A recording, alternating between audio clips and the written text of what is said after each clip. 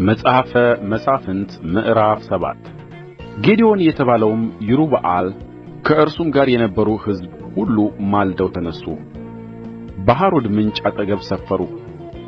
የምድያምም ሰፈር ከእነርሱ ወደ ሰሜን በኩል በሞሬ ኮረብታ አጠገብ በሸለቆው ውስጥ ነበረ። እግዚአብሔርም ጌዴዎንን ከአንተ ጋር ያለው ሕዝብ በዝቶአል፣ ስለዚህ እስራኤል እጄ አዳነኝ ብሎ እንዳይታበይብኝ እኔ ምድያምን በእጃቸው አሳልፌ አልሰጣቸውም።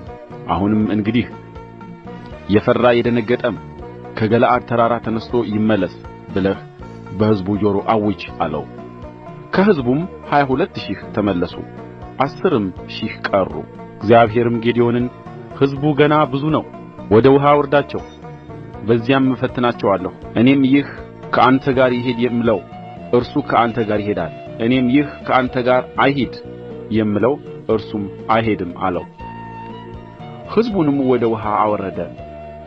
እግዚአብሔርም ጌዴዎንን ውሻ እንደሚጠጣ ውኃ በምላሱ የሚጠጣውን ሁሉ እርሱን ለብቻው አድርገው፣ እንዲሁም ሊጠጣ በጕልበቱ የሚንበረከከውን ሁሉ ለብቻው አድርገው አለው።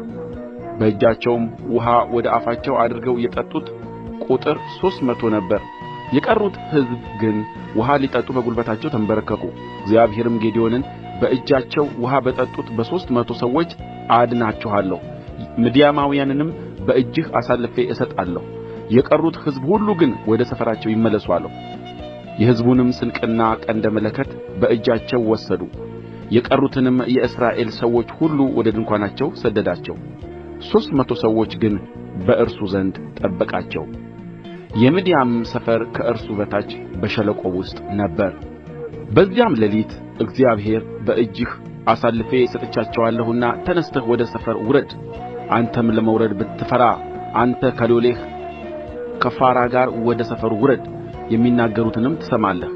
ከዚያም በኋላ ወደ ሰፈሩ ትወርድ ዘንድ እጅህ ትበረታለች አለው። እርሱና ሎሌው ፉራ በሰፈሩ ዳርቻ ወደ ነበሩት ሰልፈኞች ወረዱ። ብዛታቸውም እንደ አንበጣ የሆነ ምድያማውያንና አማሌቃውያን የምሥራቅም ሰዎች ሁሉ በሸለቆው ውስጥ ሰፍረው ነበር። የግመሎቻቸውም ብዛት ቍጥር እንደ ሌላው በባሕር ዳር እንዳለ አሸዋ ነበረ።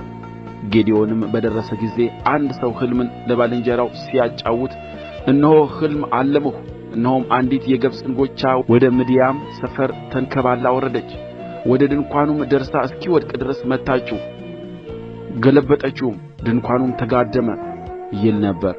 ባልንጀራውም መልሶ ይህ ነገር ከእስራኤል ሰው ከኢዮስያስ ልጅ ከጌዴዎን ሰይፍ በቀር ሌላ አይደለም፣ እግዚአብሔር ምድያምንና ሠራዊቱን ሁሉ በእጁ አሳልፎ ሰጥቶአል አለው። ጌዴዎንም ሕልሙንና ትርጓሜውን በሰማ ጊዜ ሰገደ። ወደ እስራኤልም ሰፈር ተመልሶ እግዚአብሔር የምድያምን ሠራዊት በእጃችሁ አሳልፎ ሰጥቶአልና ተነሡ አለ። 300 ሰዎች በሦስት ወገን ከፈላቸው። በሁሉም እጅ ቀንደ መለከትና ባዶ ማሰሮ፣ በማሰሮውም ውስጥ ችቦ ሰጠ። እርሱም እኔን ተመልከቱ እንዲሁም አድርጉ፣ እነሆም ወደ ሰፈሩ ዳርቻ በደረስሁ ጊዜ እኔ እንደማደርግ እንዲሁ እናንተ አድርጉ። እኔ ከእኔም ጋር ያሉት ሁሉ ቀንደ መለከት ስንነፋ እናንተ ደግሞ በሰፈሩ ዙሪያ ሁሉ ቀንደ መለከታችሁን ንፉ፣ ለእግዚአብሔርና ለጌዴዎን በሉ አላቸው። ጌዴዎንም ከእርሱም ጋር የነበሩት 100 ሰዎች በመካከላቸው ትጋቱም በተጀመረ ጊዜ ወደ ሰፈሩ ዳርቻ መጡ። ቀንደ መለከቱንም ነፉ፣ በእጃቸውም የነበሩትን ማሰሮች ሰባበሩ። 3ቱም ወገኖች ቀንደ መለከቶችን ነፉ፣ ማሰሮችንም ሰበሩ። በግራ እጃቸውም ችቦችን፣ በቀኝ እጃቸውም ቀንደ መለከቶችን ይዘው እየነፉ የእግዚአብሔርና የጌዴዎን ሰይፍ ብለው ጮኹ። ሁሉም በየቦታው በሰፈሩ ዙሪያ ቆመ። ሠራዊቱም ሁሉ ሮጠ፣ ጮኸ፣ ሸሸም። 3ቱንም 100 ቀንደ መለከቶች ነፉ። እግዚአብሔርም የሰውን ሁሉ ሰይፍ በባልንጀራውና በሠራዊቱ ሁሉ ላይ አደረገ። ሠራዊቱም በጽሬራ በኩል እስከ ቤትሺጣ ድረስ በጠባት አጠገብ እስካለው እስከ አቤልምሖላ ዳርቻ ድረስ ሸሸ። የእስራኤልም ሰዎች ከንፍታሌምና ከአሴር ከምናሴም ሁሉ ተሰብስበው ምድያምን አሳደዱ። ጌዴዎንም ምድያምን ለመገናኘት ውረዱ፣ እስከ ቤትባራም ድረስ ያለውን ውኃ ዮርዳኖስን ያዙባቸው ብሎ መልእክተኞችን በኤፍሬም ወዳለው ተራራማ አገር ሁሉ ሰደደ።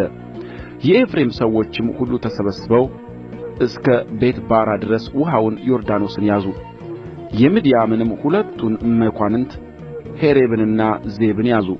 ሔሬብንም በሔሬብ ዓለት አጠገብ ገደሉት፣ ዜብንም በዜብ መጥመቂያ ላይ ገደሉት። ምድያምንም አሳደዱ፣ የሔሬብንና የዜብንም ራስ ይዘው ወደ ዮርዳኖስ ማዶ ወደ ጌዴዎን መጡ።